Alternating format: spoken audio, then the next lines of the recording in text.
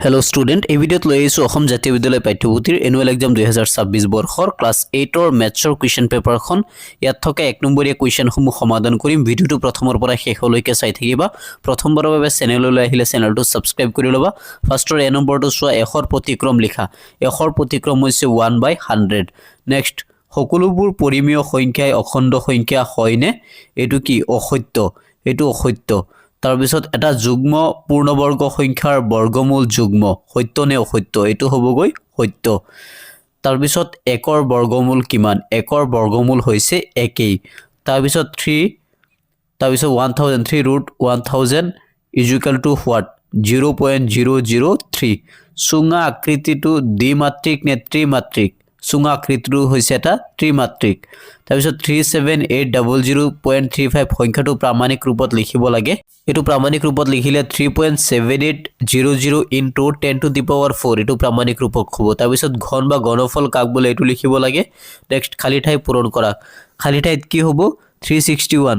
তাৰপিছত 1 ৰ পৰা 50 লৈ কেইটা বৰ্গ সংখ্যা পোৱা যায় 7টা বৰ্গ সংখ্যা পোৱা যায় 2 মাৰ্কছৰ কুৱেশ্যন বিলাক এবাৰ চাই যোৱা ঘনমূল নিৰ্ণয় কৰিব লাগে তাৰপিছত এটা কলমত 60 টকাত কিমান টকাত বেচিলে 50% লাভ হ'ব সৰল কৰা ঘনমূল উলিওৱা তাৰপিছত বৃদ্ধি কৰা হ্ৰাস কৰা সংজ্ঞা লিখিব লাগে চক্ৰবৃদ্ধি খ্ৰুত বা আৰু এটা আছে ধ্ৰুবক দুটাৰ পৰা যিকোনো এটা লিখিব লাগে 1 ৰ পৰা 3 লৈ বৰ্গ সংখ্যা কেইটা কি তলৰ ৰাশিটোৰ পদ আৰু পদৰ সংখ্যা লিখা প্ৰথম ৰাশিৰ পৰা দ্বিতীয় ৰাশিটো বিয়োগ কৰিব লাগে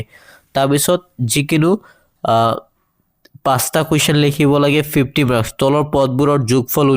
উলিয়াব দিছে 1 নম্বৰ 2 নম্বৰ দিয়া আছে তাৰপিছত এক পদ দ্বিপদ আৰু ত্ৰিপদ ৰাশিৰ প্ৰত্যেকৰে সংজ্ঞা লিখি একোটাকৈ উদাহৰণ দিয়া মৰমৰ ছাত্ৰ ছাত্ৰীসকল তোমালোকৰ স্কুলত যদি এনেকুৱা পৰীক্ষা এতিয়ালৈকে হোৱা নাই এই কুৱেশ্যন বিলাক ভালকে চাই যাবা মেথছ বিলাক সলিউশন কৰি চাবা ইয়াৰ পৰা কুৱেশ্যন কমন হোৱাৰ সম্ভাৱনা আছে বিয়োগফল উলিয়াব লাগে 3xy - y² পৰা 5y² - 2x² সৰল কৰিব লাগে এই সমীকৰণটো সৰল কৰিব লাগে নেক্সট তলৰ আকৃতিবোৰৰ পৰা দ্বিমাত্ৰিক আৰু ত্ৰিমাত্ৰিক আকৃতিবোৰ চিহ্নিত কৰিব লাগে ইয়াত চোৱা ফাৰ্ষ্টত 1 2 আৰু 3 তিনটা চিত্ৰ দিয়া আছে আৰু এই তিনটা চিত্ৰৰ পৰা আমি কি কৰিব লাগে চিনাক্ত কৰিব লাগে কোনটো দ্বিমাত্ৰিক কোনটো ত্ৰিমাত্ৰিক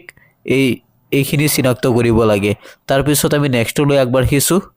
নেক্সট চাইলুৱা কুৱেশ্যন নম্বৰ 4 তলৰ প্ৰশ্নসমূহৰ উত্তৰ দিব লাগে এটা পিৰামিডৰ ভূমিৰ বাহুৰ সংখ্যা যদি 5 হয় তেন্তে পিৰামিডটোৰ তলৰ সংখ্যা শীৰ্ষবিন্দুৰ সংখ্যা আৰু দাঁতিৰ সংখ্যা নিৰ্ণয় কৰিব লাগে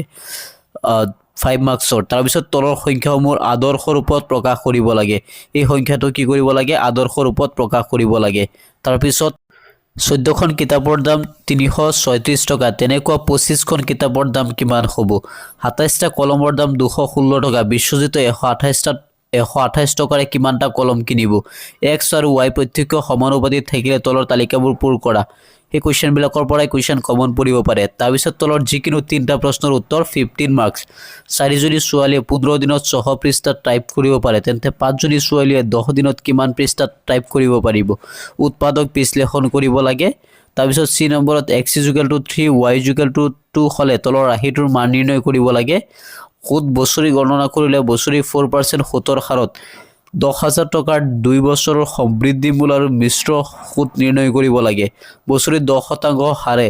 6000 টকাৰ 2 বছৰৰ সমৃদ্ধি মূল আৰু মিশ্ৰ সুদ উলিয়াব লাগে তাৰ পিছত আৰু এটা কুৱেশ্যন আছে এইখিনি আছিল কুৱেশ্যন পেপাৰটি ভিডিওটো কেনেকুৱা লাগিছে নিশ্চয় কমেন্ট কৰি জনাবা তোমালোকৰ স্কুলত এনুৱেল এক্সাম হৈছে নেকি কমেন্ট কৰি জনাবলৈ নাপাহৰিবা আজিৰ কাৰণে ইয়াতে সামৰিলোঁ ধন্যবাদ